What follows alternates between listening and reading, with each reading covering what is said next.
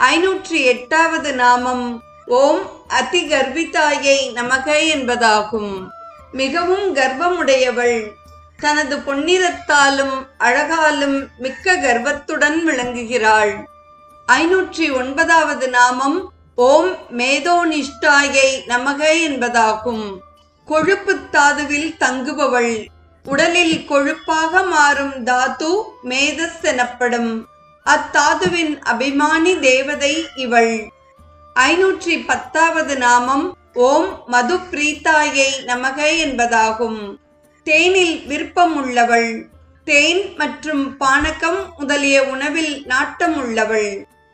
511வது நாமம் ஓம் பந்தின்யாதி சமன்விதாயை நமக என்பதாகும். பந்தினி, பத்ரகாளி, மகாமாயா, யசஸ்வினி, ரக்தா, லம்போஷ்டி ஆகிய 6 சக்திகளால் சூழப்பட்டவள் காக்கினி.